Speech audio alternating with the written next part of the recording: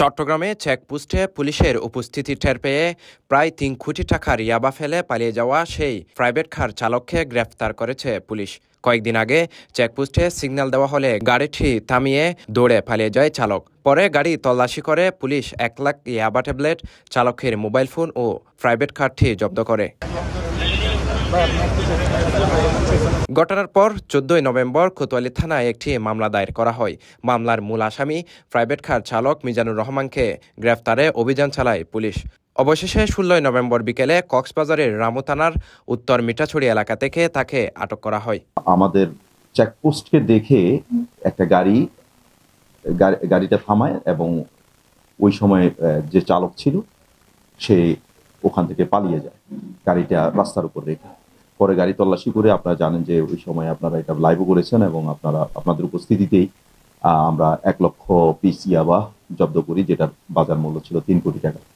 তো আমরা সেখানে কিছু তথ্য পাই যে এই গাড়িটির চালক কে ছিল এবং এই চালানের সাথে কারা জড়িত। তো আমরা এবং তার ব্যবহৃত মোবাইলটা ওখানে ফেলে যায়।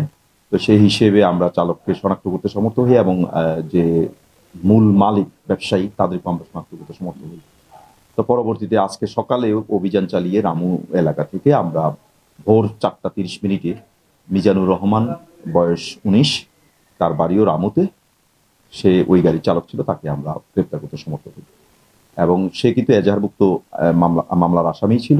আমরা যে মামলাটা রুজু করেছিলাম সেখানে আমরা তার নাম দিয়েছিলাম, কারণ হচ্ছে যে আমরা তখনই শনাক্ত করতে পেরেছিলাম, কিন্তু সে তখন পলাতক ছিল। আজকে সকালবেলায় আমরা তাকে গ্রেপ্তার করতে সমর্থ হই। পুলিশ জানায় ইয়াবা কারবারের সঙ্গে চালকের সম্পৃক্ততা নিশ্চিত হওয়ায় তাকে আদালতে পাঠানোর প্রক্রিয়া চলছে এবং এই ব্যবসার সাথে অন্য কেউ জড়িত আছে কিনা সে বিষয়েও তদন্ত চলছে। না, মূল মালিকের নাম আমরা এখনই প্রকাশ করছি না। মূল মালিকের নাম আমরা জানি। আমরা যেহেতু তাকে অ্যারেস্ট করবো, সেজন্য আমরা চাই না এটা আগেই প্রচার হয়ে যাবে। এটা আপনারা ইয়ে করবেন না, ঠিক আছে?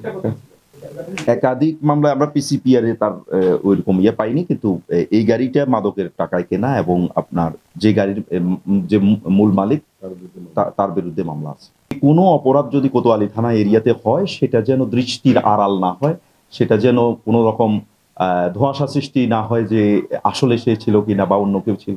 এটার জন্য কিন্তু আমরা পুরো এরিয়াটাকে সিসিটিভি কাভারেজে নিয়ে এসেছি এবং কোনো না কোনোভাবে কিন্তু এর মধ্যে আমরা কিন্তু ডিটেক্ট করে ফেলতে পারি।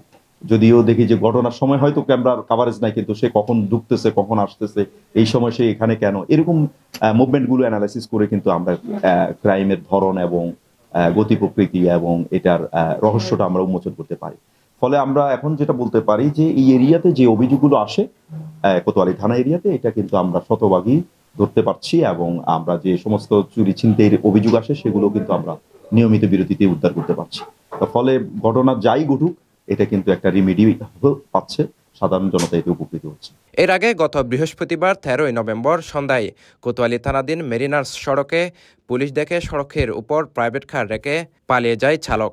পরে ওই প্রাইভেট কারে তল্লাশি চালিয়ে ১ লাখ পিস ইয়াবা উদ্ধার করা হয়, যার বাজার মূল্য প্রায় ৩ কোটি টাকা। Sheikh Mohammad Faisal, CTG post, Chittagong.